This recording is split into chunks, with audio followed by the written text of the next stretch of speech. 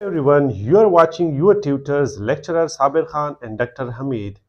तो जी दोस्तों, previous lecture में हमने सेंटेंस के मीनिंग, सेंटेंस के कॉन्सेप्ट और उसके एसेंशियल पार्ट्स को डिस्कस किया था। इस लेक्चर में हम टाइप्स ऑफ सेंटेंस को समझने की कोशिश करते हैं, जिनमें सबसे पहले असर्टिव सेंटेंस आता है। What does assertive means? Assertive means assertion. Assertion means declaration,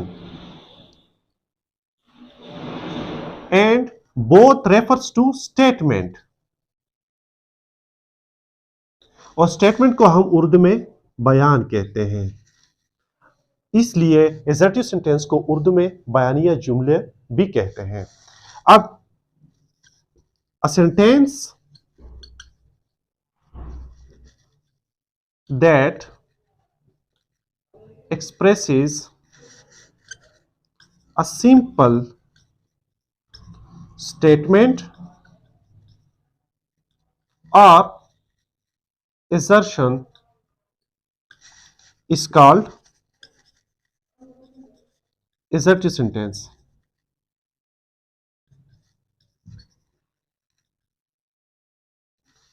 assertive sentence को हम डिक्लेरेटिव सेंटेंस भी कह सकते हैं। डिक्लेरेटिव सेंटेंस भी कह सकते हैं।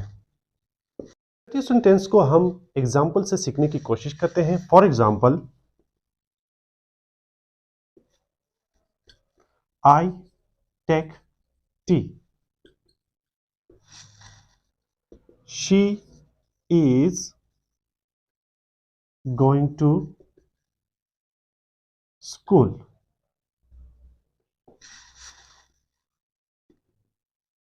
They are playing cards. Or we cannot wait for you.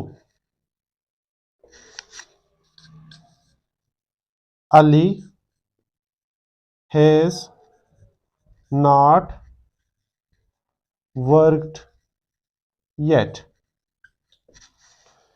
तो इन जुमलों में हम देखते हैं कि ये एक बयान है। I take tea, मैं चाय पीता हूं। She is going to school, ये एक बयान है। They are playing cards, ये एक स्टेटमेंट है।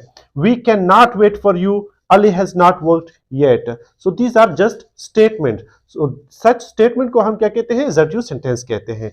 इन जुमलों में हमने कुछ बातें नोट की होगी कि कुछ जुमले मुस्बत है और कुछ जुमले नफी है, तो इनको हम अलग डिस्कस करते हैं। दोस्तों, एग्जाम्पल से हमें वाज़ेह हुआ कि असर्टिव सेंटेंसेस के दो सब टाइप्स हैं, जिनमें एक है मुस्बत जुमले और एक है नफी जुमले। अब मुस्बत जुमले को हम क्या कह सकते हैं? मुस्बत जुमले को हम अफर्मेटिव सेंटेंस कहते हैं और नेगेटिव जुमले को हम नेगेटिव सेंटेंसेस कहते हैं।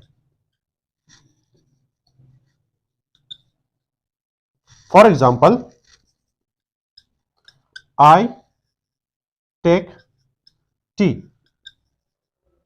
अब ये मुस्बत जुमले हैं और इसी को हम नेगेटिव में कन्वर्ट करते हैं। I do not take tea.